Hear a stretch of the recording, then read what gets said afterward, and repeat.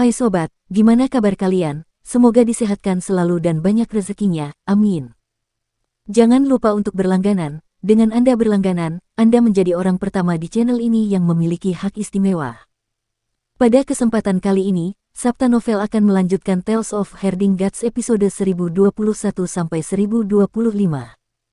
Jika kalian penasaran, yuk mari kita masuk ke alur ceritanya.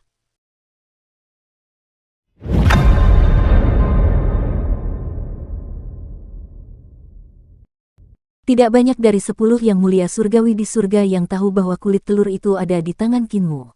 Lagi pula, pada hari dia mencuri kulit telur itu, dia telah menipu hampir setiap yang mulia surgawi kecuali yang mulia surgawi Yan.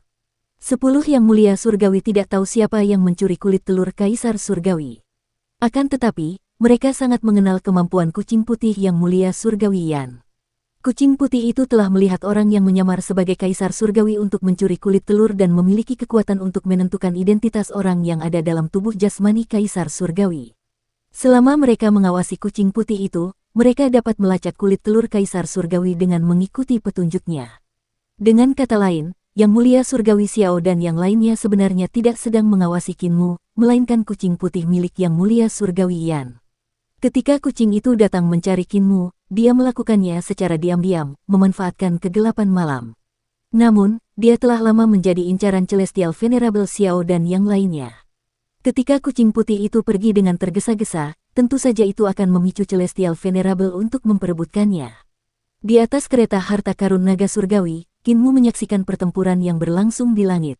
Dia mengerutkan kening dan bergumam, seharusnya aku memberikan cangkang telur kaisar surgawi kepada kucing putih itu. Hanya cangkang telur yang asli yang akan memancing 10 yang mulia surgawi untuk berselisih satu sama lain. Ketika yang mulia surgawi menyelesaikan pertempuran mereka akan menyadari bahwa kucing putih itu tidak memiliki cangkang telur. Mereka kemudian akan mulai mencurigaiku. Dengan begitu, hubungan di antara mereka akan kembali ke keadaan yang damai dan seimbang. Raja Dewa Langwo tertawa dan berkata, "Bayi suci, kau salah jika berpikir seperti ini." Kinmu bertanya dengan rendah hati, "Apa pendapat saudari Raja Ilahi?" Setelah pertikaian mereka memperebutkan kucing, terlepas dari apakah kucing putih itu hidup atau mati, pertikaian di antara 10 Celestial Venerables tidak akan pernah berakhir. Raja Dewa Langwo berkata, "Ketika informasinya transparan, mereka akan mencurigaimu. Namun, ketika informasinya buram, mereka akan saling mencurigai." Sekarang, kucing putih itu telah berpindah tangan beberapa kali di antara 4 yang mulia surgawi.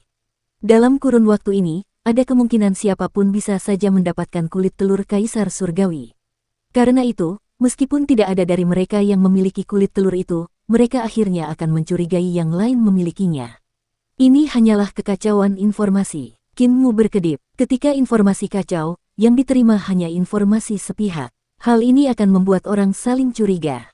Raja Dewa Langwo berkata dengan tenang, "Meskipun kucing putih milik yang mulia surgawi Yan adalah seorang ahli alam langit luminous, dia tidak dapat melihat melalui benda yang diciptakan oleh kesadaran bayi suci itu. Dia dengan percaya diri berpikir bahwa dia telah mendapatkan harta karun itu. Ketika yang mulia surgawi memperebutkannya, benda yang diciptakan oleh kesadaran bayi suci itu akan berubah menjadi ketiadaan. Dia akan percaya bahwa benda itu telah diambil oleh yang mulia surgawi lainnya. Bahkan jika dia selamat, dia akan terperosok dalam keadaan informasi yang kacau. Sebaliknya, bayi suci itu akan terbebas dari ini dan dapat dengan damai menyaksikan konflik ini dari pinggir lapangan." Kinmu termenung dalam pikirannya saat kereta harta karun naga surgawi melaju kencang menuju kejauhan. Selain keempat Celestial Venerable lainnya akan bergabung dalam perebutan ini, menyebabkan informasi menjadi semakin kacau. Mengenai siapa yang akan mendapatkan cangkang telur Celestial Emperor, itu tidak penting. Raja Dewa Langwo melihat keluar jendela dan berkata, "Yang mulia surgawi kelima telah bergerak." Setelah pertempuran ini, keretakan di antara yang mulia surgawi tidak akan bisa diperbaiki lagi. Langit diselimuti kegelapan. Tampaknya yang mulia Su telah melancarkan aksinya. Setelah itu muncullah sosok yang mulia surgawi ke-6 yang ikut serta dalam pertempuran memperebutkan kucing itu. Salah satu yang mulia surgawi berhasil menangkap kucing putih itu, menggendongnya saat ia menghilang di balik cakrawala. Yang mulia surgawi lainnya secara berurutan menghilang, tampaknya mengejar yang mulia surgawi itu. Inilah pertempuran di mana para Celestial Venerable resmi berselisih satu sama lain. Kinmu menarik kembali pandangannya dan berkata, apakah alam primordial adalah istana leluhur yang dicari oleh kakak Raja Ilahi? Raja Dewa Langwo juga mengalihkan pandangannya. Ia menggelengkan kepala dan berkata, tidak, Yuandu adalah tempat kelahiran Ibu Pertiwi, bukan istana leluhur para penguasa penciptaan. Dalam ingatan kuno ras para penguasa penciptaan, istana leluhur lebih subur, dengan hasil bumi, bakat, dan harta yang melimpah. Namun, karena banyaknya kesengsaraan yang telah dialami ras kita, informasi yang disampaikan sangat sedikit.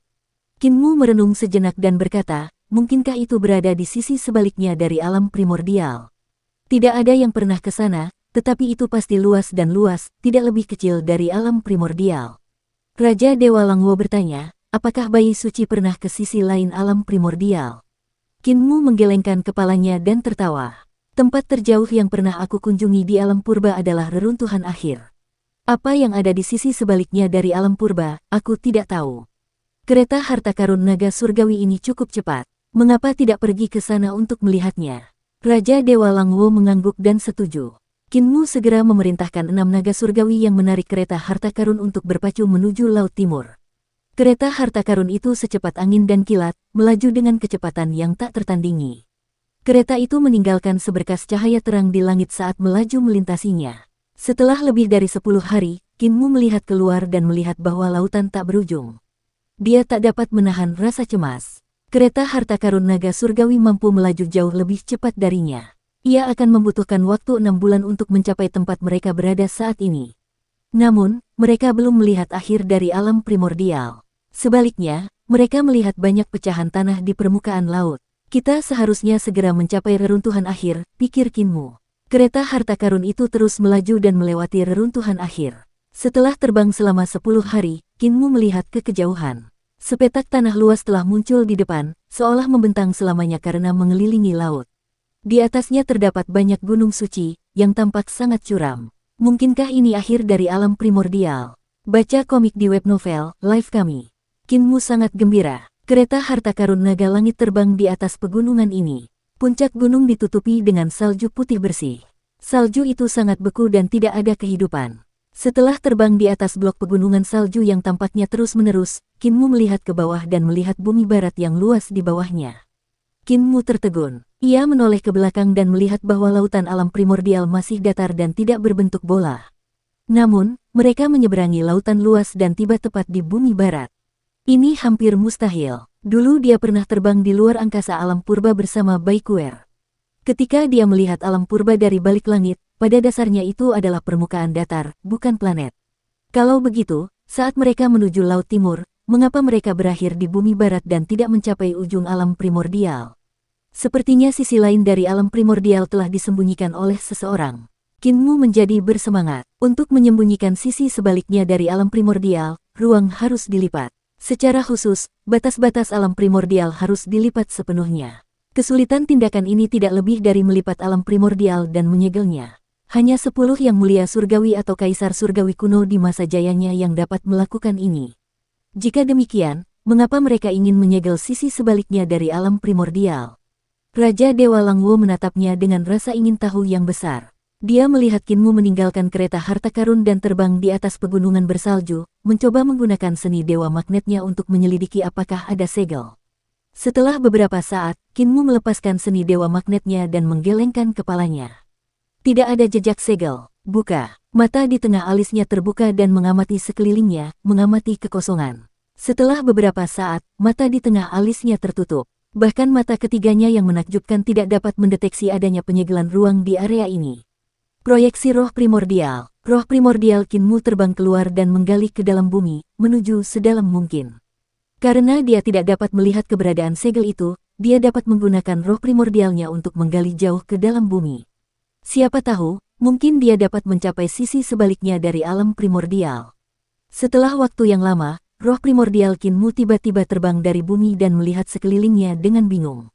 Raja Dewa Langwo bertanya, apa yang dilihat bayi suci itu? Kinmu menarik kembali roh primordialnya dan memasang ekspresi aneh di wajahnya. Ketika aku menggali roh primordialku jauh ke dalam bumi, aku melihat beberapa ras di bawah tanah. Mereka tinggal di ruang bawah tanah, mengandalkan cahaya dari magma untuk bertahan hidup. Aku terus menggali lebih dalam dan menempuh perjalanan bermil-mil yang tak terhitung jumlahnya, merasa seperti akan mencapai sisi sebaliknya dari alam primordial. Namun, ketika aku keluar dari bumi, aku menyadari bahwa aku kembali ke sini. Alam primordial ini, ekspresi wajahnya menjadi lebih aneh. Alam primordial sebenarnya tidak memiliki sisi sebaliknya. Raja Dewa Langwo juga tercengang. Dia menyingkirkan daun willow di tengah alisnya, dan kesadarannya meledak, menembus jauh ke dalam tanah. Setelah beberapa saat, kesadarannya terbang dari bumi. Kesadarannya juga merasakan hal yang sama. Ketika dia telah sepenuhnya menembus bumi dan keluar dari permukaannya, dia menyadari bahwa dia telah kembali ke sisi berlawanan dari alam primordial. Jika ini adalah hasil penyegelan ruang angkasa, segel itu telah melampaui gabungan pengetahuan mereka. Segel seperti ini akan membutuhkan ruang dari seluruh alam primordial untuk dilipat sepenuhnya. Setelah disegel, ini akan menjadi dunia dengan hanya permukaan depan tanpa sisi sebaliknya. Mungkin aku bisa melihat sisi lain alam primordial dari balik langit. Saat Kinmu memikirkan hal ini, dia ragu-ragu lagi. Dia dan Baikuer telah terbang keluar dari alam primordial dan berkeliaran di luarnya, namun mereka tidak pernah menemukan sisi lain dari alam primordial. Ketika mereka mencoba terbang ke sisi sebaliknya dari alam primordial, yang mereka lihat adalah sisi sebaliknya. Saat itu, keduanya hanya saling menatap dan tidak menyadari fenomena ini. Sekarang ketika dia mengingat kembali kejadian itu, dia merasa aneh dan merasakan hawa dingin di punggungnya. Apakah bayi suci pernah ke sisi lain surga? Raja Dewa Langwo tiba-tiba bertanya. Kinmu tertegun. Dia menggelengkan kepalanya, tampak linglung. Kalau dipikir-pikir, memang aneh. Langit di atas sana tampak seperti tidak memiliki sisi sebaliknya. Bukan hanya itu saja, bahkan Yudu, daratan raksasa di bawah kaki Earthcount tempat Jadel Lokpas berada, tak seorang pun tahu apa yang ada di baliknya. Langit dan bumi, Yudu, dan alam primordial, semuanya tidak memiliki sisi sebaliknya. Apakah istana leluhur memiliki sisi sebaliknya? Kinmu tiba-tiba bertanya. Raja Dewa Langwo menggelengkan kepalanya dan berkata, sepertinya aku tidak punya kesan tentang itu. Aku dianggap sebagai salah satu penguasa muda penciptaan, lahir di kekosongan besar sebelum masa yang dianggap oleh orang-orangmu sebagai era Naga Han. Namun, Raja Dewa Sujun sangat tua. Mungkin dia punya jawabannya. Kinmu menghela napas dan memerintahkan keenam naga surgawi untuk menuju jembatan pergeseran saling energi roh terdekat. Ia berkata, mari kita kunjungi 4 langit ekstrim. Mungkin kita bisa menemukan jejak istana leluhur di sana. Raja Dewa Langwo mengangguk. Kereta naga surgawi bergegas menuju jembatan pergeseran saling energi roh terdekat. Kinmu menggunakan jembatan ini untuk kembali ke surga. Dari sana, ia dapat mencapai kutub timur Dewa Timur Qinglong melalui jembatan pergeseran saling energi roh lainnya. Namun, sebelum itu, ia mengarahkan kereta keluar gerbang surgawi selatan, mengambil jalan memutar di bawah sungai surgawi untuk memeriksa apakah ada sisi sebaliknya ke surga surgawi. Dia terus melihat gerbang surgawi selatan. Tidak ada sisi sebaliknya dari surga. Sesuai dugaan, aku yakin dunia yin surgawi juga tidak akan memiliki sisi sebaliknya. Aneh, kemana perginya sisi sebaliknya dari semua dunia ini? Kinmu sangat bingung namun hanya bisa menekan keraguannya saat dia memerintahkan kereta harta karun naga surgawi untuk menuju jembatan pergeseran saling energi roh yang akan membawa mereka ke kutub timur. Di bawah cahaya jembatan, saat kereta melaju menuju kutub timur, Kinmu terus merenungkan masalah ini. Dia tidak pernah memikirkan hal ini sebelumnya, tetapi sekarang, semakin dia memikirkannya, semakin aneh perasaannya. Setelah waktu yang tidak diketahui, kereta harta karun naga surgawi muncul dari altar pengorbanan dan berhenti perlahan. Mereka akhirnya mencapai kutub timur. 6 naga surgawi sangat bersemangat. Satu persatu, mereka berubah menjadi dewa, memiliki tubuh humanoid dengan kepala naga. Kinmu ragu-ragu sejenak sebelum memerintahkan naga Kilin dan Yaner untuk melepaskan 6 dewa naga. Dia kemudian mengundang mereka ke kereta. Yaner, kencangkan naga Kilin dan cepatlah menuju istana surgawi naga hijau. Naga Kilin mengeluh terus-menerus tetapi akhirnya tetap terikat. Dia tidak punya pilihan selain menarik kereta ke depan. Kinmu melihat pemandangan di luar kereta dan melihat bahwa kutub timur ini unik. Di langit, ada banyak bintang yang terbentuk oleh petir, tampak sangat terang dan menyilaukan. Tidak hanya itu, ada juga petir yang panjangnya puluhan ribu mil tergantung di langit. Namun, petir itu tidak mengeluarkan gemuruh guntur dan tetap tenang. Tanah kutub timur memiliki banyak makhluk berbentuk naga. Itu seperti habitat bagi ras naga. Mereka seharusnya adalah keturunan Dewa Timur Qinglong. Dari waktu ke waktu, mereka melihat seekor naga raksasa berbaring di antara gunung-gunung tinggi, panjangnya lebih dari 1000 mil. Dengkurannya bergemuruh seperti guntur saat ia tidur. Banyak naga kecil naik ke tubuh naga raksasa ini, bertengkar dengan berisik. Ada yang menyemburkan api, ada yang menyemburkan air. Ada yang menunggangi petir ke rekan-rekannya. Ada juga banyak naga kecil yang memanjat janggutnya. Saat naga raksasa itu bernapas, janggutnya akan tertiup ke atas oleh aliran udara yang ganas. Naga-naga kecil di janggut itu bergetar hebat di dalam aliran udara dan sangat bersemangat. Beberapa naga kecil itu terhempas dan babak belur saat jatuh. Mereka lalu duduk di tanah sambil meratap keras. Naga raksasa itu terbangun. Ia membuka matanya yang besar dan menguap. Sebagai tanggapan, naga-naga kecil itu dengan panik menyelinap pergi, berlarian mencari tempat untuk bersembunyi. Naga raksasa itu cukup jinak. Ia menggunakan jenggotnya untuk menggendong naga-naga kecil yang merintih. Setelah menenangkan mereka, ia tertidur lelap lagi. Dengan naga kilin yang menarik kereta harta karun naga langit, kecepatannya jauh lebih lambat. Untungnya istana surgawi naga hijau sangat luas dan tidak jauh dari tempat mereka berada. Hanya butuh beberapa hari sebelum mereka tiba di sana. Namun, kereta harta karun naga surgawi dihentikan oleh beberapa naga suci. Mereka ingin tahu mengapa keturunan naga itu menarik kereta untuk manusia.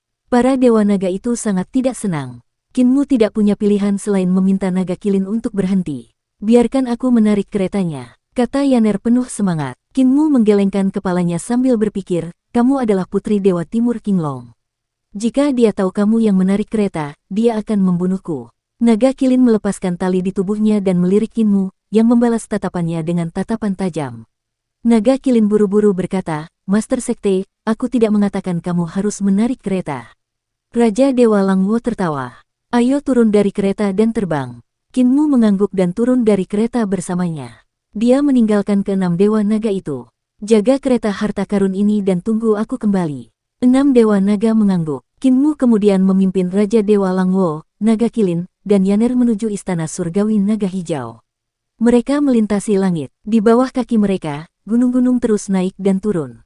Bahkan awan-awan pun ada di bawah mereka. Di langit, ada sebuah kota dewa yang dibangun oleh naga-naga dewa. Kota itu luar biasa mewah dan luas, dan arsitekturnya rumit dan luar biasa, cukup menakjubkan untuk membuat orang tercengang. Yaner belum pernah ke sini sebelumnya.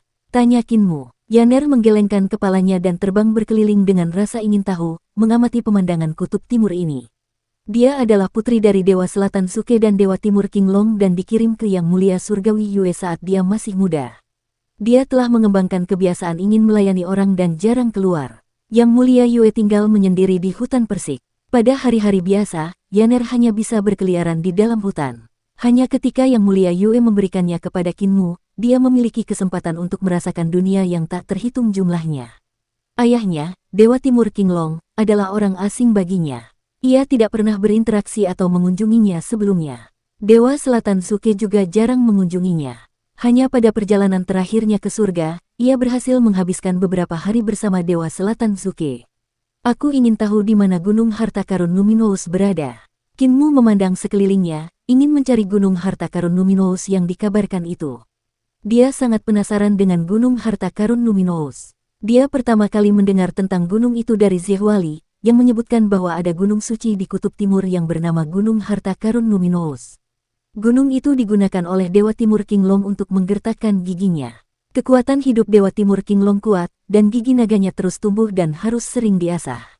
Oleh karena itu, ia menggunakan Gunung Harta Karun Luminous untuk mengasah giginya. Saat giginya jatuh di gunung, giginya berubah menjadi makhluk aneh berbentuk gigi. Banyak pemuda dari surga yang sedang belajar ilmu pedang akan menuju ke Gunung Harta Karun Luminous ini untuk mencari harta karun, mencoba mendapatkan sepotong pisau gigi naga. Begitulah cara Zhewali mendapatkan pisau iblisnya. Pisau iblis ini memiliki kemampuan yang aneh dan luar biasa. Ketika pedang Carefree berada di tangan Kinmu, pedang itu berbenturan dengan pisau iblis beberapa kali. Meskipun pisau itu retak, ia dapat dengan cepat meregenerasi dirinya kembali ke keadaan semula. Sungguh luar biasa. Sebelumnya, ketika Kinmu sedang membuka dan menutup pintu 3 rumah di jembatan Void di tanah Void besar, dia secara tidak sengaja melihat Dewa Timur Qinglong menyipitkan matanya sambil memegang gunung dewa untuk menggertakkan giginya. Baik gigi naga Dewa Timur Qinglong maupun Gunung Harta Karun Luminous, semuanya merupakan harta karun yang luar biasa, sehingga membuatnya sangat iri. Khususnya, Karena gunung harta karun Numinous mampu mengikis gigi naga Dewa Timur, kualitasnya akan jauh lebih baik daripada gigi naga, yang selanjutnya membangkitkan antusiasme dalam hati Kinmu. Ada gunung-gunung yang megah di mana-mana di Kutub Timur. Setiap gunung suci sangat tinggi dan megah. Ini jarang terlihat di alam primordial. Sungai surgawi yang luas dan perkasa mengalir deras dari langit berbintang, tepat ke Kutub Timur, mengalir di samping istana surgawi naga hijau. Banyak naga dewa berenang di sungai. Ada juga banyak naga ikan yang melompat dari sungai, menyemburkan mutiara naga yang kecemerlangannya dapat menyaingi matahari dan bulan di langit. Gunung itu seharusnya adalah gunung harta karun Numinous. Kinmu melihat ada gunung megah di belakang istana surgawi naga hijau yang tampak seperti raja gunung. Tingginya jauh melampaui gunung-gunung dewa lainnya, dan tidak hanya memiliki satu puncak tetapi sebanyak 9. Barisan pegunungan ini dihiasi dengan permata dan mutiara yang cemerlang, tampak sangat cemerlang. Tidak tampak lebih kecil dari Gunung Meru, yang memiliki 20 langit. Dewa Timur Qinglong melingkari gunung harta karun Numinous di sana untuk menggertakkan giginya. Kinmu mencoba membayangkan adegan Qinglong menggertakkan giginya dan berseru, ukuran Dewa Timur jelas tidak kecil. Master Sekte, ada orang-orang dari surga di sini. Bisik naga kilin sambil menatap kota dewa di depan mereka. Hati Kinmu menjadi dingin saat dia melihat kota dewa itu. Para dewa di kota itu bukan dari ras naga, mereka adalah dewa dan iblis dari pasukan besar surga surgawi. Mereka berlatih dengan persenjataan mereka dan melatih formasi mereka. Sepertinya pasukan ini ditempatkan di sini oleh surga surgawi. Akan tetapi, kota dewa ini dibangun di atas telapak senjata Dewa Celestial Venerable Yu. Atau haruskah ia katakan, senjata Dewa Celestial Venerable Yu sedang memegang kota dewa ini di telapak tangannya. Kinmu mendongak dan memeriksa senjata suci Celestial Venerable Yu. Senjata itu berbeda dari yang ada di alam primordial. Celestial Venerable Yu ini memiliki 8 lengan. Senjata itu berdiri tegak di langit dan tidak bergerak. 6 lengannya terbuka lebar dengan telapak tangan terbuka, masing-masing memegang kota dewa. Kota dewa yang mereka lihat sebelumnya hanyalah satu di antara banyak kota. Kedua lengan di bagian tengah masing-masing berbentuk mudra. Mudra ini mengandung teori mendalam yang tersembunyi, sehingga orang-orang merasa bahwa ada energi tak terbatas yang siap meledak. Selain itu, kedua mudra ini menghadap langsung ke istana surgawi naga hijau Kutub Timur. Senjata suci yang mulia surgawi Yu memiliki 4 wajah dan matanya tertutup. Saya khawatir Dewa Timur Qinglong akan kesulitan tidur nyenyak. Senjata suci yang mulia surgawi Yu ini lebih besar dari gunung harta karun Numinous, dan tidak lebih kecil dari tubuh Dewa Timur. Mengenai kekuatannya, itu akan cukup sulit dipastikan. Kinmu menatap senjata suci milik yang mulia surgawi Yu dan berpikir, aku ingin tahu yang mulia surgawi mana yang mengendalikan senjata suci ini. Jika tiba-tiba melancarkan serangan, aku khawatir Dewa Timur akan kesulitan melarikan diri. Banyak dewa, iblis, dan praktisi seni dewa yang bermalas-malasan terbang keluar dari 6 kota dewa. Kebanyakan dari mereka membawa kotak pisau atau pisau panjang. Mereka terbang menuju gunung harta karun Numinous, tampak seperti setengah dewa yang mencari harta karun. Suara seorang setengah dewa terdengar keras dan jelas. Dewa Timur menggertakkan giginya lagi. Cepat, ayo kita ambil harta karunnya. Dari 6 kota dewa, ribuan dewa, iblis, dan praktisi seni ilahi terbang keluar dengan suara mendesing, penuh dengan aktivitas saat mereka berkumpul seperti awan. Itu adalah pemandangan yang sibuk dan semarak. Kinmu merasa iri saat mendengar kata-kata itu. Ia berpikir, pisau gigi naga dianggap sebagai spesimen yang luar biasa di antara pisau-pisau. Sangat sulit untuk menemukan pisau dewa yang lebih baik dari itu di dunia ini. Jika disempurnakan dengan teknik penempaan mikroskopis Eternal Peace, kekuatan pisau dewa ini pasti akan sangat mengerikan. Sayang sekali aku seorang Celestial Venerable, tidak pantas bagiku untuk mencari harta karun. Dia dalam dilema. Dia ingin berlari untuk mengambil gigi naga itu tetapi terlalu malu untuk melakukannya. Jika Dewa Timur tahu tentang ini, dia pasti akan mengejeknya. Bayi suci, Kutub Timur ini bukan istana leluhur. Karena itu, aku tidak akan pergi ke istana surgawi naga hijau. Mata Raja Dewa Langwo berkedip saat dia melihat senjata Dewa Celestial Venerable Yu. Dia berkata, di alam primordial, aku tidak punya waktu untuk memeriksa senjata dewa ini. Aku ingin memeriksanya di sini dengan sangat teliti, mempelajari apakah senjata dewa ini memiliki kelemahan. Kinmu mengangguk. Bagus juga kalau kakak Raja Dewa tidak mengunjungi Dewa Timur. Kalau dia tahu kamu ahli dalam penciptaan, dia mungkin akan membuat masalah. Aku mungkin punya persahabatan yang erat dengan Earthbound, tapi aku tidak punya banyak hubungan dengan Dewa Timur. Mengenai mengapa dia membantuku di surga, itu karena statusku sebagai penyihir agung yang tak terkalahkan. Raja Dewa Langwo pergi, berjalan memasuki salah satu kota dewa di telapak tangan senjata dewa yang mulia surgawi Yu. Kinmu memimpin naga kilin dan Yaner maju. Melihat Yaner sedikit gugup, naga kilin buru-buru memeriksanya. Dia menjawab dengan sedih, meskipun aku pernah bertemu dengannya sebelumnya, aku tidak sempat berbicara dengannya. Kemungkinan besar, dia tidak tahu bahwa aku putrinya. Naga kilin tersenyum sambil berkata, Dewa Timur mungkin punya alasan mengapa dia tidak mengenalimu. Dia mungkin khawatir identitasmu bisa membahayakanmu. Suasana hati Yaner menjadi sedikit lebih baik. Sebelum mereka mencapai istana surgawi naga hijau, seekor naga hijau raksasa tiba-tiba turun dari langit.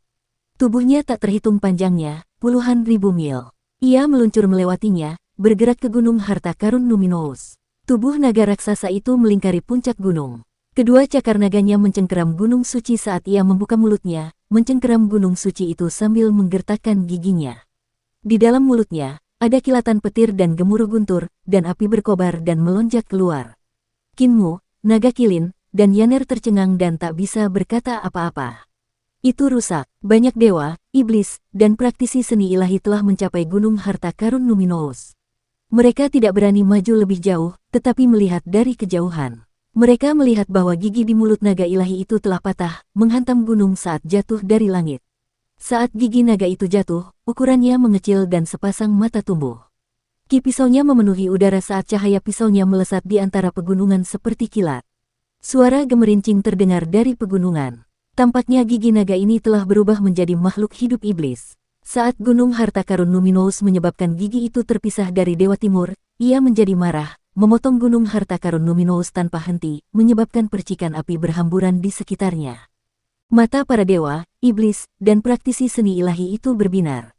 Mereka menatap gigi naga terbang itu, ingin sekali mencobanya. Ada satu orang yang tidak dapat menahan diri untuk tidak menyerang ke depan. Sebelum dia dapat mendekat, sesosok makhluk aneh yang lahir dari darah naga menjulur keluar dari gunung dan mencengkeramnya, menelannya dalam satu suap. Kinmu melihat ke kejauhan. Ia melihat mulut Dewa Timur Kinglong berdarah di bagian tepi karena ia menggertakkan giginya. Saat darah naga jatuh ke pegunungan, darah itu berubah menjadi iblis. Oleh karena itu, mendapatkan gigi naga bukanlah hal yang mudah. Kekuatan hidup Dewa Timur terlalu kuat. Apapun yang jatuh dari tubuhnya akan berubah menjadi iblis dengan kehidupannya sendiri.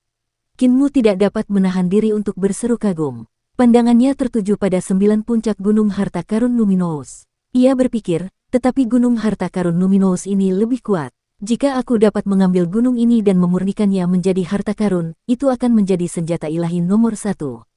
Naga hijau itu memejamkan matanya sambil dengan hati-hati menggeretakkan gigi naga yang telah tumbuh terlalu panjang. Tiba-tiba, kesadaran Kinmu melayang dan berkata, Dewa Timur, Kinmu datang berkunjung. Dewa Timur Kinglong terkejut. Ia buru-buru membuka matanya dan mengikuti kesadaran Kinmu dengan tatapannya. Ketika melihat Kinmu, ia merasa sedikit malu. Tubuhnya terangkat ke udara saat ia terbang menuju istana surgawi naga hijau. Tubuhnya semakin mengecil dan menghilang ke dalam istana surgawi.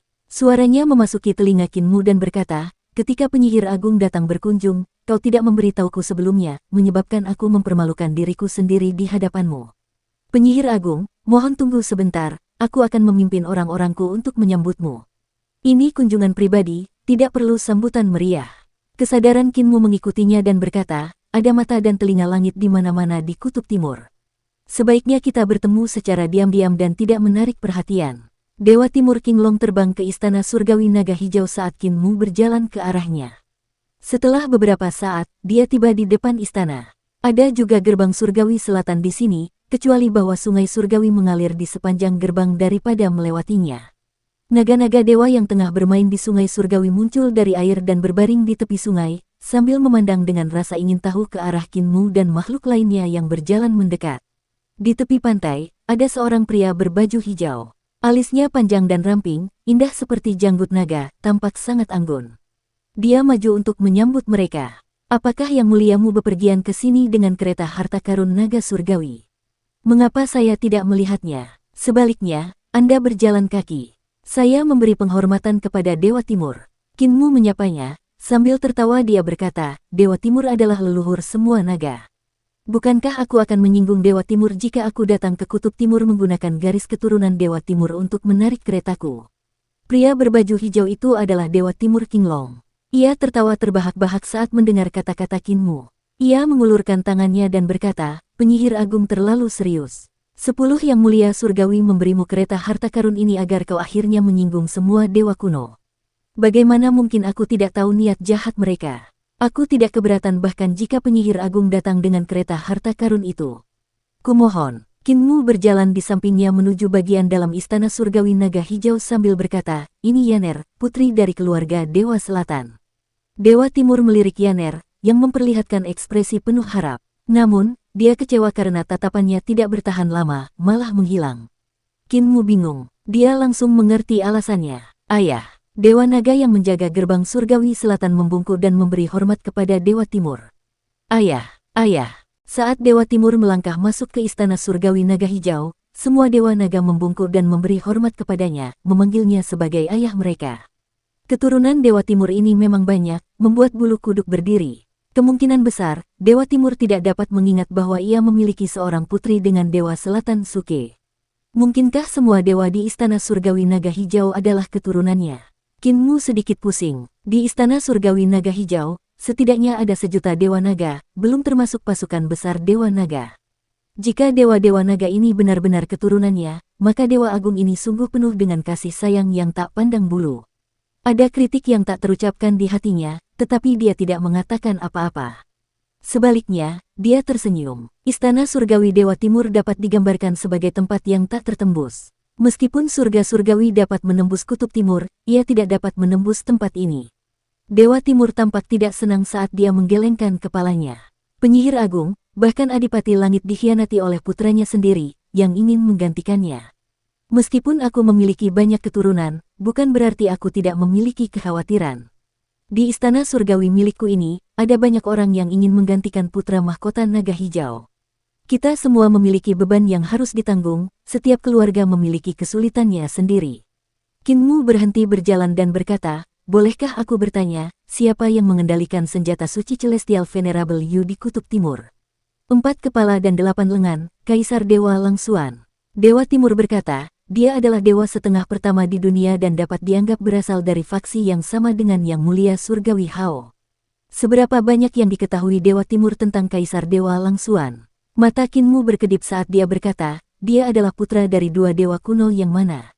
Dewa Timur berkata dengan heran, siapa yang mengatakan bahwa kedua orang tuanya adalah dewa kuno? Ayahnya adalah dewa kuno, tetapi ibunya bukan. Hati Qin Mu bergetar saat dia berteriak, jika ibunya bukan dewa kuno, lalu dia dari ras apa? Dan untuk ayah ini, dewa kuno manakah dia? Setelah dia tiba di surga, inilah yang dikatakan Qi Jiuyi dan nenek dari keluarga Yun. Kaisar Dewa Langsuan adalah dewa setengah nomor 1 di dunia, dan kedua orang tuanya adalah dewa kuno. Dia tidak menyadari ada yang lebih dari itu. Dewa Timur meliriknya dan berkata, mengapa penyihir agung begitu tertarik dengan masalah pribadi orang lain? Qin Mu memasang ekspresi aneh. Dia bertanya, jika Dewa Timur tidak mau mengatakannya, bisakah Kaisar Dewa Langsuan menjadi?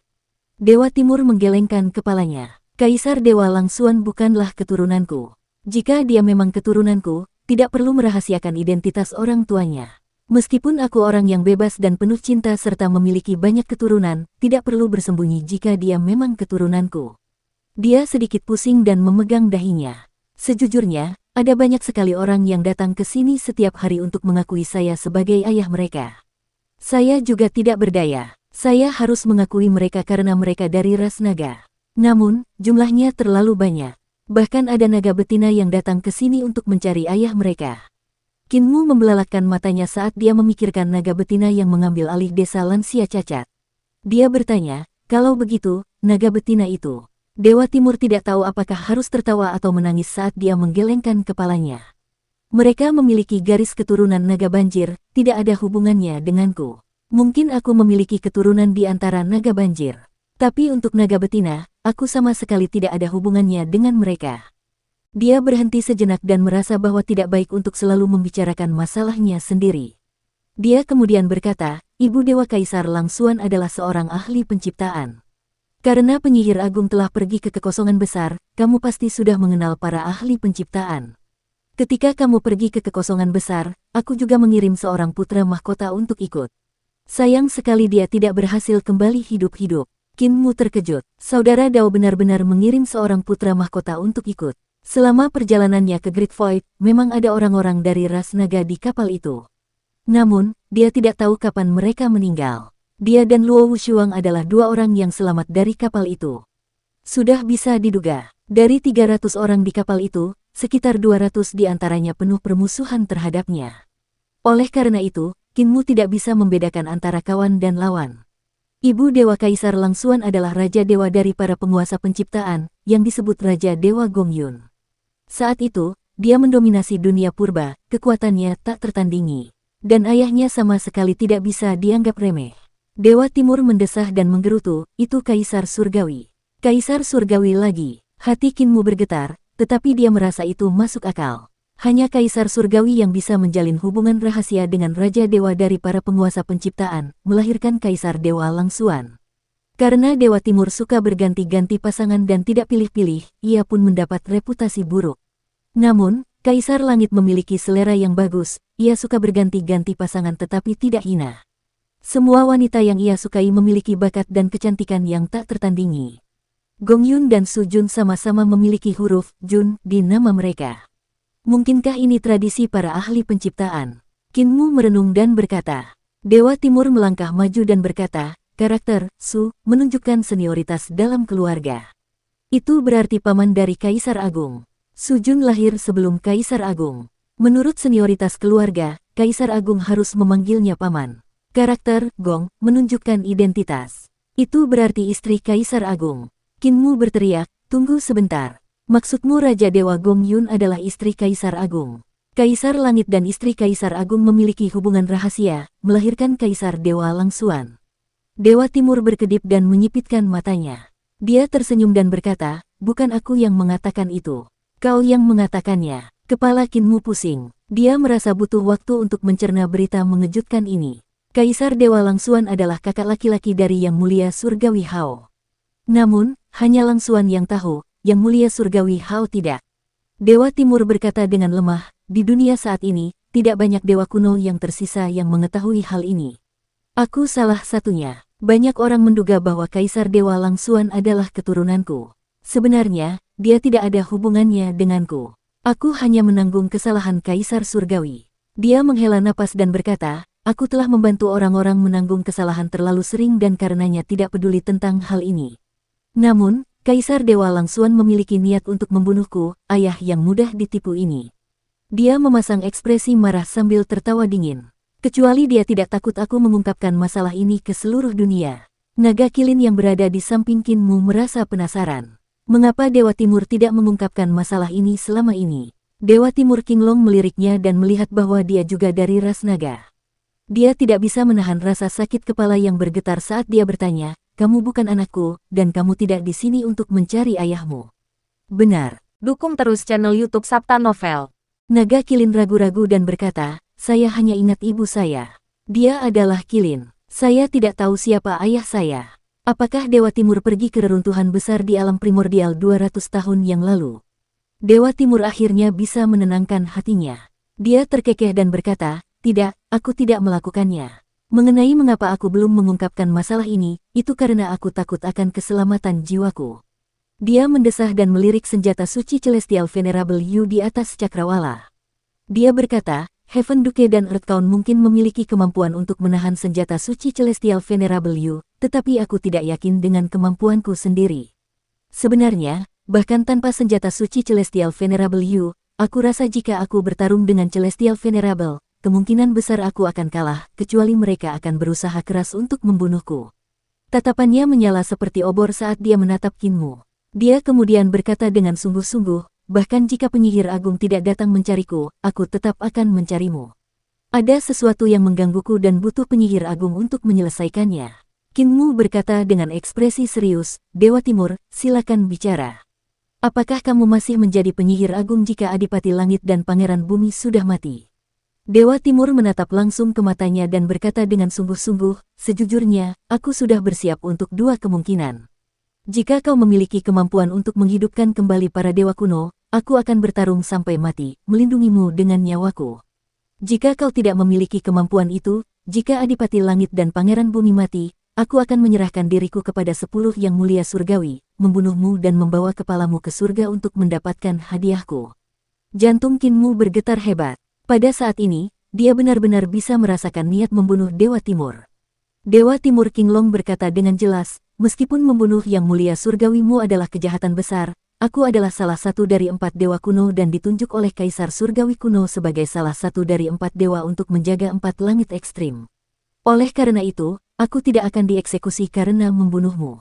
Paling-paling, aku akan ditekan, tetapi aku akan hidup. Ketika langit surgawi ingin menyingkirkan Pangeran Bumi dan Adipati Langit, mereka akan membutuhkan kekuatanku dan akan membebaskanku. Yaner sangat marah. Dewa Timur, bagaimana bisa kau bersikap tidak tahu malu? Dewa Timur Qinglong meliriknya, menggelengkan kepalanya sambil tertawa. Gadis kecil, semua orang bekerja untuk kepentingan mereka sendiri. Beginilah cara berbisnis. Yang mulia surgawimu dan aku juga didorong oleh kepentingan pribadi kami. Tidak ada persahabatan di antara kami. Aku akan bekerja sama jika itu demi kepentingan terbaikku. Jika tidak, hidup dan mati yang mulia surgawimu tidak menjadi masalah bagiku. Sebaliknya, pada saat itu, jika aku membunuh yang mulia surgawimu untuk mendapatkan hadiah, itu akan memenuhi kepentinganku. Yaner merasakan hawa dingin di hatinya. Selama ini, dia memperlakukan Dewa Timur, ayahnya, dengan rasa hormat yang tinggi. Meskipun dia bersikap dingin terhadapnya, dia tetaplah pahlawan besar di hatinya. Setelah berinteraksi dengan Dewa Timur secara langsung, bayangan ayahnya di hatinya hancur, membuatnya panik dan takut. Ia merasa agak sulit menerima hal ini. Kinmu sedang mengagumi pemandangan Istana Surgawi Naga Hijau, tatapannya tertuju pada kolam giok Istana Surgawi. Dia tersenyum tipis dan berkata, Dewa Timur, apakah kau ingat kejadian di kapal hantu? Istana Surgawi Naga Hijau juga memiliki kolam giok. Airnya tampak lebih suci daripada kolam giok di surga. Kolam giok ini penuh dengan kehidupan. Kinmu ahli dalam seni penyembuhan, jadi hanya dengan sekali lihat, dia dapat mengatakan bahwa air suci kolam giok ini adalah sesuatu yang istimewa, mampu menyembuhkan orang kembali hidup. Khasiat penyembuhannya bahkan lebih tinggi daripada air liur naga kilin. Air itu juga mengandung kekuatan aneh dan menakjubkan lainnya, yaitu mampu menyembuhkan jiwa dan roh purba. Jelas, Dewa Timur Qinglong bukanlah orang biasa. Bakat dan harta yang dimilikinya di sini jauh lebih banyak daripada Ibu Pertiwi. Baik itu kolam giok ini maupun gunung harta karun Luminous, ini adalah harta karun yang langka. Dewa Timur Qinglong mengangguk dan berkata, tentu saja, aku ingat. Yang muliamu dari surga membantu kami, keempat dewa, melarikan diri. Namun, jika kami tidak meminjamkan kekuatan kami kepadamu, kamu juga tidak akan bisa melarikan diri. Oleh karena itu, kami hanya memanfaatkan satu sama lain dan tidak berutang apapun kepada satu sama lain. Berbicara tentang rasa terima kasih, jangan lupa ketika kamu memasuki surga sendirian, kami, para dewa kuno, yang melindungimu. Aku juga berperan dalam hal ini. Kinmu mengalihkan pandangannya dari kolam giok, mengerutkan kening sambil berkata, bagaimana Dewa Timur ingin mengujiku? Tanpa Heaven Duke dan Earth Count yang memberimu kekuatan, bagaimana kau bisa menghidupkan kembali orang lain? Ini adalah ujian yang kuberikan padamu. Dewa Timur Qinglong berkata, selain itu, aku ingin tahu apakah sebagian besar dewa kuno tewas dalam pertempuran, apakah kau akan memiliki kekuatan untuk melindungi dirimu sendiri. Itulah 2 ujiannya. Yang pertama adalah menguji kemampuanmu. Kekuatan yang dipinjam pada akhirnya bukanlah milikmu. Jika kau masih menjadi penyihir agung bahkan ketika tidak ada kekuatan yang bisa dipinjam, para dewa kuno akan mendukungmu tanpa syarat. Sedangkan untuk ujian kedua, itu adalah ukuran potensi pertumbuhanmu. Dalam skenario terburuk, jika kau tidak memiliki kekuatan untuk melindungi dirimu sendiri, maka yang harus dilakukan oleh surga adalah membunuhmu untuk memadamkan jalan mundur para dewa kuno kita. Oleh karena itu, aku perlu melihat apakah yang mulia surgawimu layak menyandang gelar yang mulia surgawi, apakah kau layak mengorbankan nyawaku untuk itu. Kinmu mengangguk dan berkata, saya mengerti. Dewa Timur tersenyum dan menjentikkan jarinya dengan lembut. Di kolam giok, sebuah perahu pesiar berlayar. Di atas perahu, seorang dewa dengan tubuh manusia tetapi kepala naga membungkuk. Ayah, Dewa Timur mengundang Kinmu, naga kilin, dan Yaner ke kapal, lalu mereka berlayar menuju pusat kolam giok. Yaner tampak lesu dan lelah. Dia tidak lagi dalam wujud manusia maupun wujud burung pipit naga, melainkan tetap sebagai burung pipit hijau kecil yang berdiri di atas kepala naga kilin. Dewa Timur memanggil Dewa Naga di kapal. Dewa Naga bertanya, "Ayah, apa yang kau butuhkan dariku?" Dengan jentikan jari Dewa Timur, ledakan dahsyat terdengar dari dalam kepala Dewa Naga itu, mengubah roh primordialnya menjadi bubuk halus. Seketika, jiwanya terpencar, dan pasir jiwanya yang hitam pun menghilang. Mata Dewa Naga itu menampakkan ekspresi bingung, tubuhnya bergetar dan jatuh ke lantai. Sudut mata Kinmu berkedut, dan Yaner tersentak. Dia ketakutan dan marah. "Dia anakmu, bagaimana mungkin kau membunuhnya? Bahkan monster pun tidak akan menyakiti anak-anaknya sendiri. Kau." Dewa Timur meliriknya dan mengerutkan kening. Dia berkata dengan sabar, "Yang mulia surgawimu, tolong disiplinkan burung pipitmu. Meskipun aku sangat mengagumimu, itu tidak berarti aku bisa memaafkan para pelayanmu." Kinmu menggelengkan kepalanya dan berkata, "Ini Yaner. Dia bukan pelayanku, tapi murid dari Celestial Venerable Yue." Ekspresi Dewa Timur melembut saat dia berkata, "Jadi dia adalah murid dari Yang Mulia Yue. Baiklah, aku tidak akan mempermasalahkannya. Namun, bahkan Yang Mulia Yue harus menunjukkan rasa hormat kepadaku, memanggilku dengan sebutan Yang Mulia Dewa Timur. Kau seharusnya tidak terlalu lancang." Yaner ingin berbicara lebih jauh, tetapi Kinmu mengangkat tangannya. Dia tertawa dan berkata, "Saudari Yaner, tidak perlu berbicara lebih jauh. Dewa Timur, jika Anda ingin melihat kemampuan saya, mengapa tidak mencari seseorang dengan jiwa yang tersebar dari Gunung Harta Karun Luminous? Di sana, ada banyak dewa, iblis, dan praktisi seni ilahi yang meninggal saat mencari harta karun. Mengapa Anda harus membunuh putra Anda?" Dewa Timur tertawa dingin. Para dewa, iblis, dan praktisi seni ilahi yang meninggal di Gunung Harta Karun Luminous adalah orang-orang surgawi.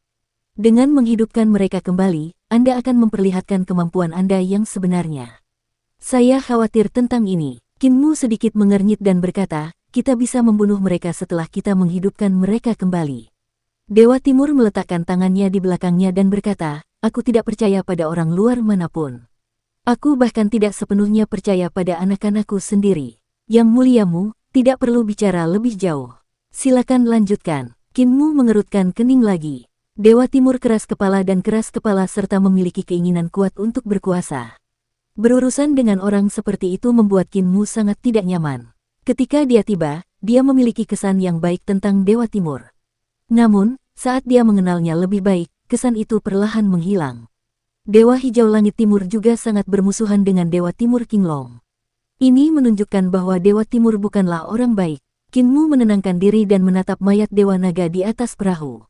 Jiwa Dewa Naga ini telah tersebar. Untuk memanggil jiwanya, Kinmu tidak perlu meminjam kekuatan dari Heaven Duke dan Earth Count.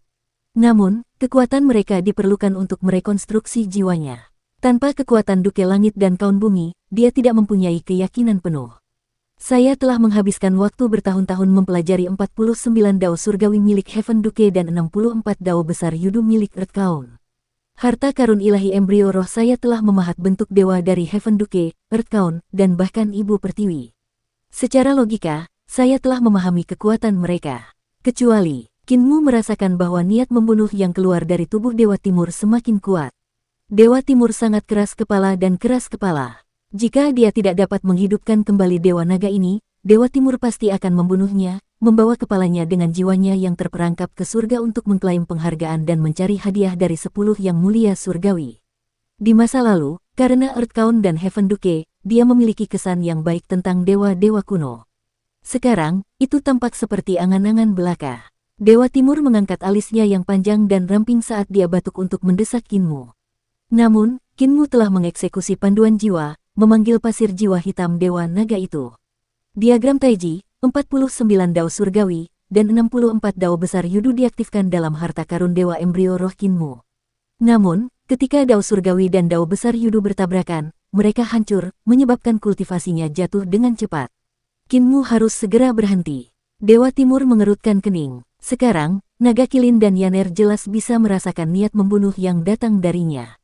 Kinmu tetap diam sambil berpikir dengan tenang. Dia meminjam kekuatan Duke Langit dan Pangeran Bumi untuk membangun kembali jiwa yang hancur, mengandalkan pengaruh gerbang langit untuk mengoordinasikan kekuatan mereka. Gerbang pengaruh surga menghubungkan surga dan bumi. Itu adalah pintu di surga. Seseorang harus memasuki pintu untuk memasuki aula langit luminous di pusat kota ibu kota Giok. Pintu itu adalah gerbang pengaruh surga. Kinmu awalnya membalikkan pengaruh gerbang surga dan menggunakan sifat-sifatnya yang menakjubkan untuk membentuk kembali jiwa dengan jalur dewa dan jalur iblis. Awalnya, dia tidak melakukan banyak penelitian tentang sifatnya saat dia mempelopori seni kebangkitan ilahi ini. Dia hanya mencuri kekuatan Heaven Duke dan Earth Count seperti biasa. Sekarang, saat ia berada di ambang kematian, ia akhirnya mulai mempertanyakan hakikat seni suci ini. Niat membunuh Dewa Timur menjadi semakin kuat. Yaner dan Naga Kilin menjadi semakin gugup dan menatapnya. Meskipun mereka bukan lawannya, jika dia ingin membunuh Kinmu, mereka akan melawannya sampai mati. Hanya saja hasil pertempurannya sudah jelas. Mereka semua akan mati di tangan Dewa Timur. Pada saat itu, kekuatan pengubah takdir tiba-tiba mengalir dengan lembut di tubuh Kinmu. Kekuatan itu lembut, tetapi penuh dengan kekuatan untuk menciptakan kehidupan dan jiwa. Kekuatan itu perlahan-lahan memasuki tubuh Dewa Naga itu. Cahaya putih terpancar dari Dewa Naga itu seperti kabut. Di dalam tubuhnya, pasir jiwa hitamnya terus membangun kembali dirinya sendiri. Jiwa buminya terlahir kembali dan dibangun kembali saat jiwanya berevolusi. Niat membunuh Diis Deity lenyap saat dia melihat itu. Yaner dan Naga Kilin terengah-engah seolah beban berat terangkat dari mereka. Baru saja, Dewa Timur memberi mereka terlalu banyak tekanan, yang menyebabkan mereka tidak bisa bernapas. Kinmu menggunakan kekuatan dalam tubuhnya untuk membentuk kembali 7 jiwa Dewa Naga itu. Setelah beberapa saat, dia terbangun dan melihat sekeliling, tidak tahu mengapa dia terbaring di sana.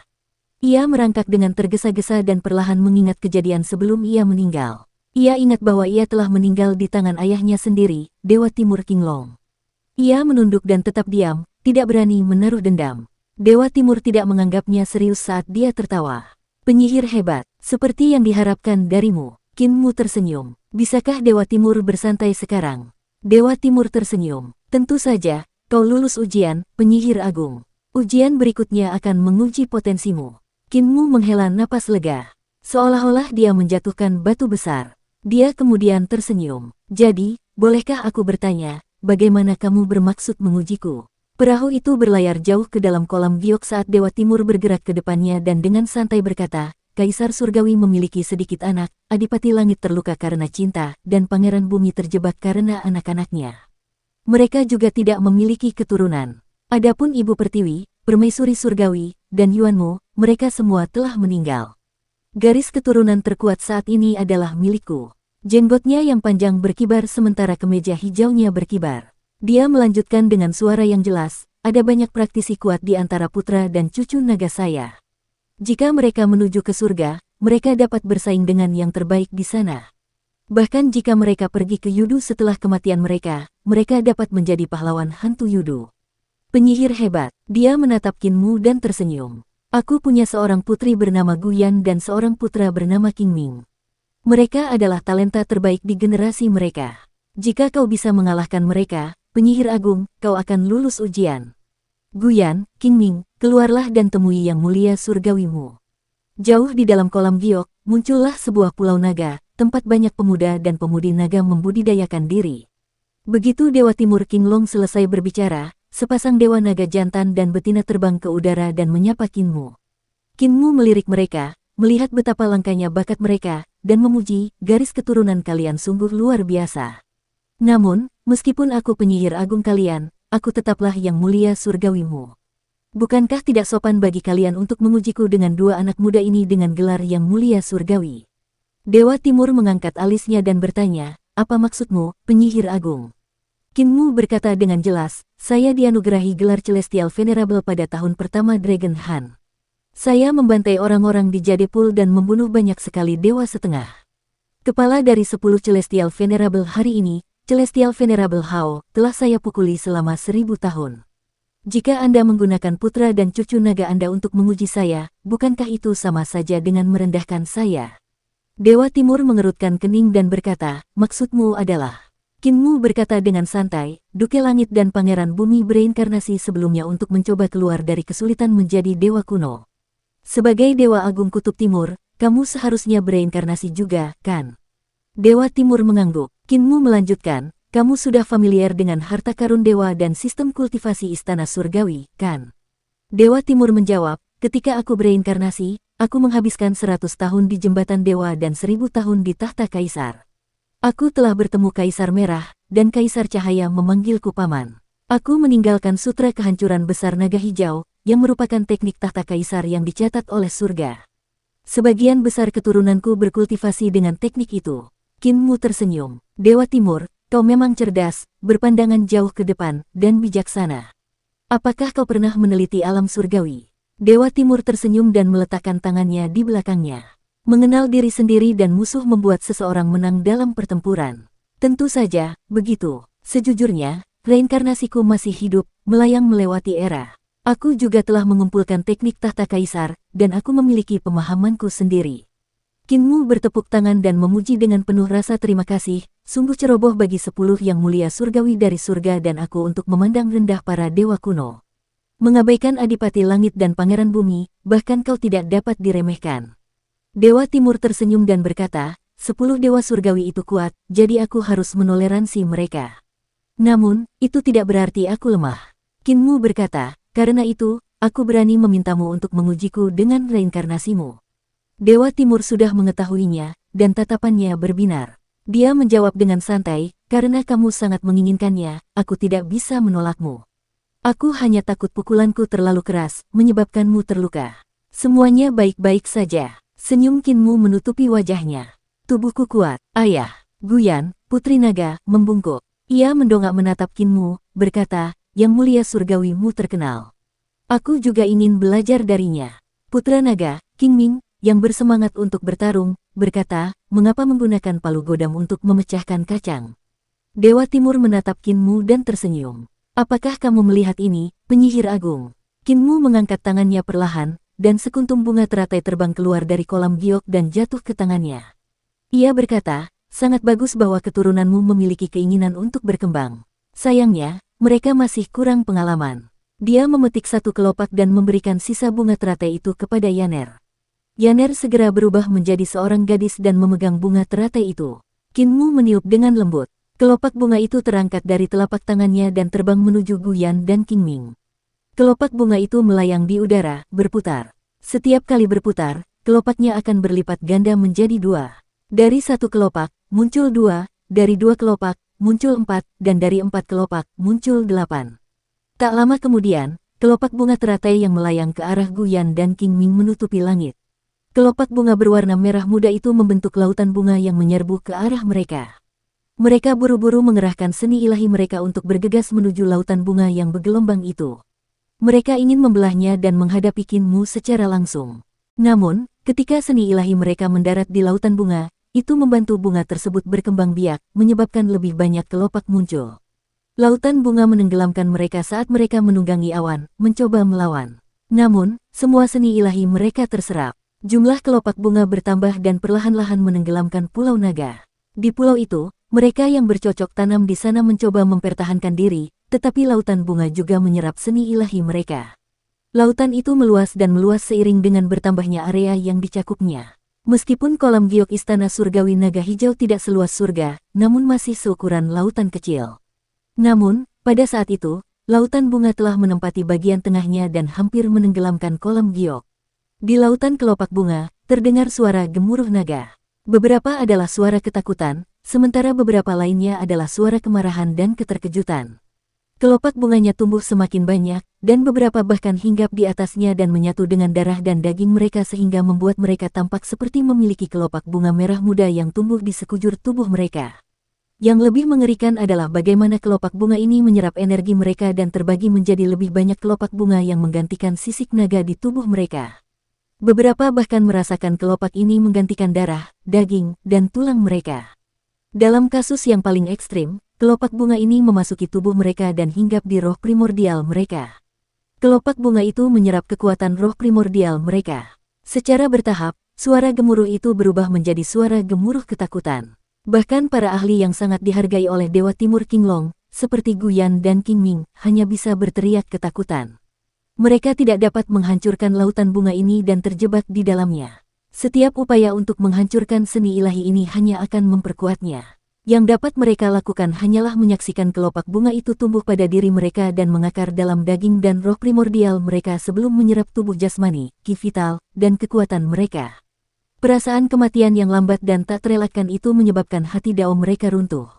Akhirnya lautan bunga datang ke sisi Kinmu dan mengancam akan melahap perahu itu. Kinmu mengangkat telapak tangannya perlahan dan mencubit kelopak bunga. Ketika kelopak bunga itu mendarat di tangannya, lautan bunga itu langsung menghilang. Keturunan naga seperti Guyan dan Qingming terbaring di pulau itu, tidak dapat bergerak karena kultivasi ki vital mereka telah sepenuhnya dilahap oleh lautan bunga. Jika lautan bunga tidak menghilang, kehidupan mereka akan menjadi pupuk bagi kelopak bunga. Teknik penciptaan, seni penciptaan. Dewa Timur Qinglong menatap kelopak bunga di tangan Kinmu. Dia berkata dengan sungguh-sungguh, seni ilahi milikmu ini menggunakan banyak hal. Di luar seni teknik penciptaan, ada juga aljabar, dao surgawi, teknik yudo. Tunggu, ada juga teknik visualisasi para ahli penciptaan dan teknik abadi milik Yang Mulia Surgawi Ling. Kinmu berjalan ke arah Yaner sambil mencubit kelopak bunga itu dan meletakkannya kembali ke atas teratai. Ketika kelopak bunga kembali ke bunga, energi yang terkandung di dalamnya menyebar melalui bunga teratai, dan bunga itu bersinar keemasan. Gelombang energi yang mengerikan meledak seperti geyser dengan cara yang indah. Potensi teratai meningkat pesat, dan dalam waktu singkat, ia menjadi harta karun aneh dengan potensi yang mengerikan. Ini karena Kinmu telah mengekstrak kultivasi keturunan naga di pulau itu untuk menempa teratai ini.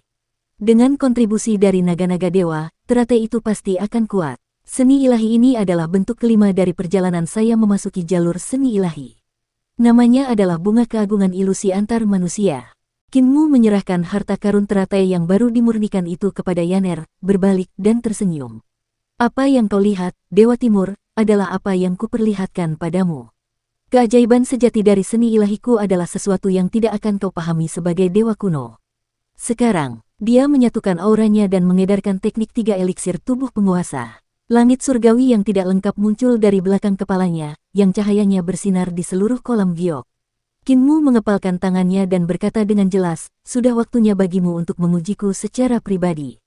Dewa Timur mengangkat alisnya. Dia tidak senang dengan kata-kata pedas Kinmu, meskipun itu benar.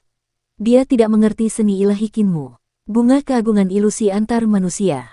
Bulan ketiga berada di cabang hari bersalju. Di tingkatan tahap giok manakah pria itu berada? Bentuk kelima Kinmu dalam memasuki jalan dengan seni ilahi memiliki suasana hati yang mendalam.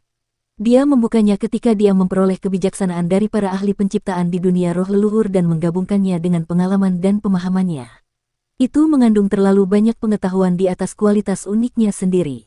Dewa Timur adalah dewa kuno dan karena itu dibatasi oleh dao agungnya sendiri. Meskipun dia dapat mengenali seni ilahi yang terkandung dalam gerakan ini, akan sulit baginya untuk mempelajari dan memahami gerakan tersebut. Sudah menjadi pengetahuan umum bahwa para dewa kuno dibatasi oleh tubuh mereka sendiri. Di luar Kaisar Surgawi, sebagian besar dewa kuno hanya dapat berkembang sesuai dengan dao besar mereka sendiri. Sulit untuk keluar darinya. Hal ini berlaku bagi Duke Langit, Pangeran Bumi, dan Dewa Timur Qinglong. Meskipun banyak dewa kuno yang mencoba mencari jalan keluar dari ini melalui hal-hal seperti reinkarnasi, mereka menemukan bahwa satu-satunya jalan keluar adalah kematian. Hanya dengan kematian dan meninggalkan tubuh jasmani dan dao besar mereka sendiri, mereka dapat melarikan diri. Oleh karena itu, reinkarnasi tidak memungkinkan mereka untuk melepaskan diri dari batasan dao besar asli mereka.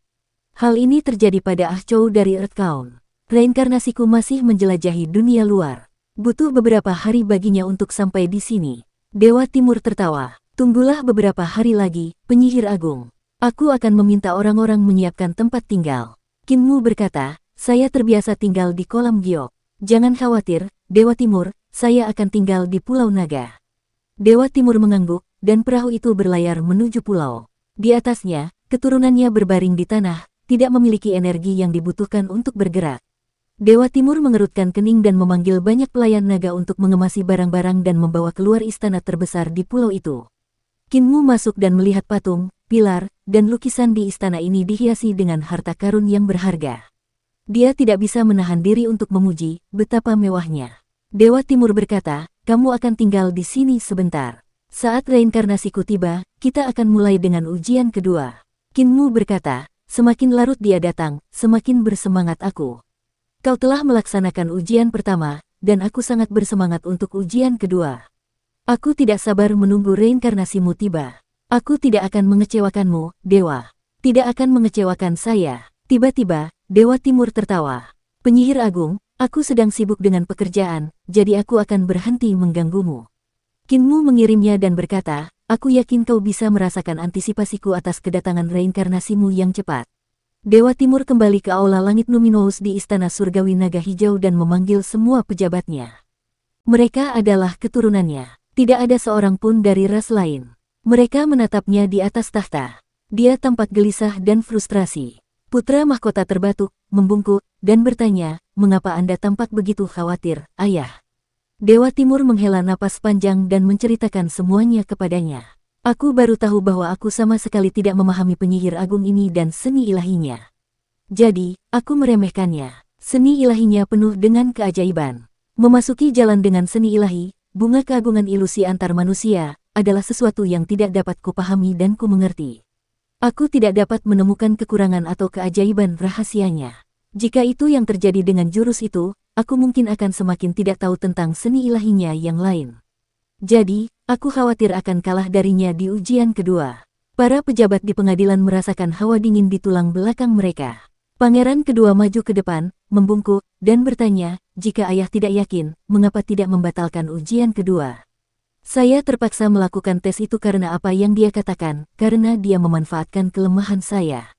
Dewa Timur mengerutkan kening dan melanjutkan, dia bertekad untuk mengalahkanku dan mengalahkan rasa kagumku.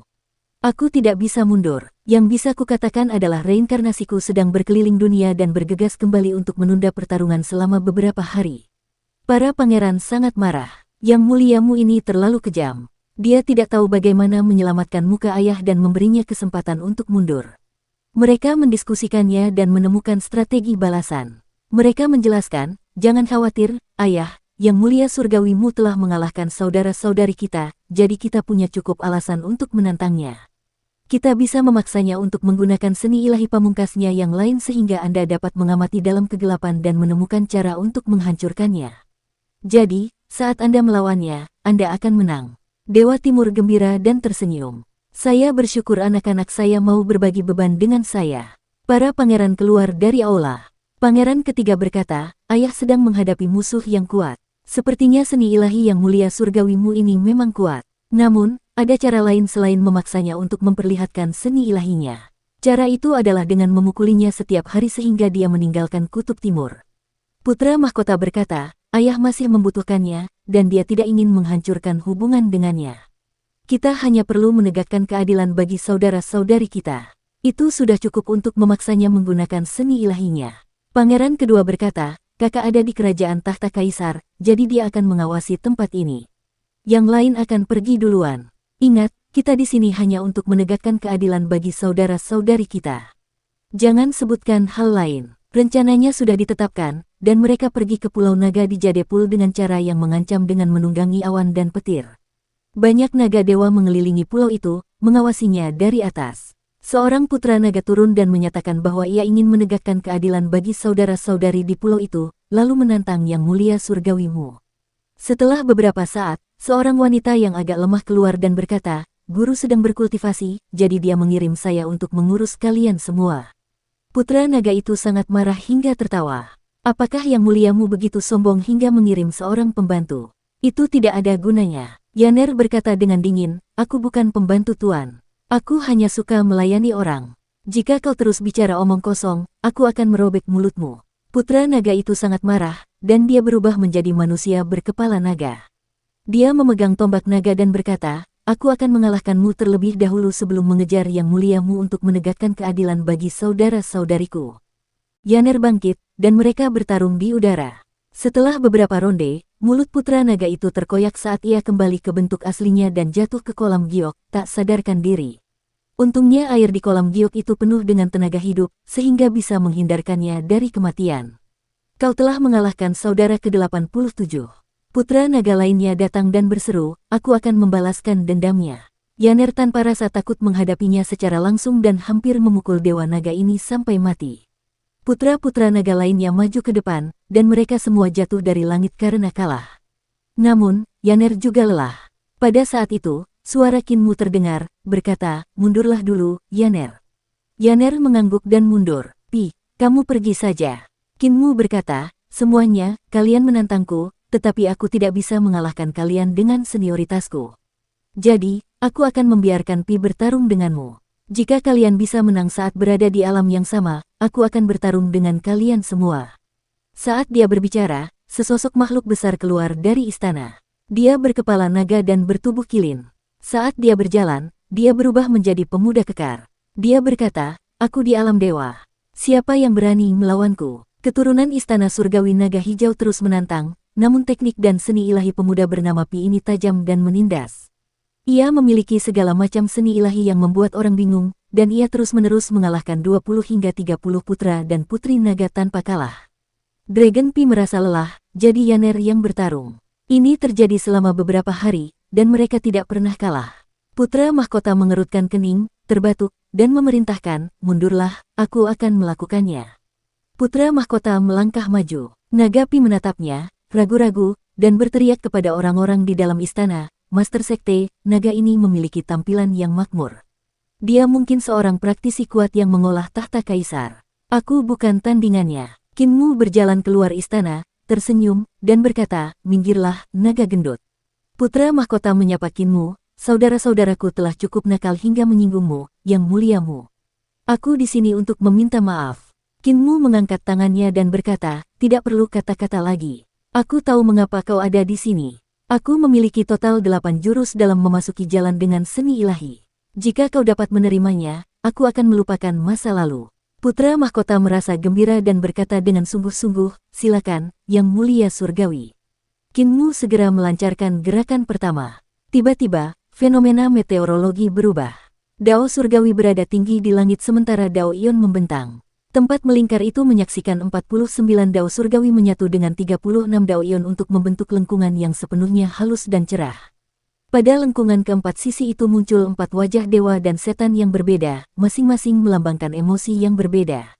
Putra mahkota mendongak, dan Kinmu berubah menjadi dewa berwajah 4, yang membuatnya merasa tertekan dan takut. Mudra Kinmu jatuh, dan putra mahkota terpaksa meningkatkan kultivasinya untuk memblokirnya.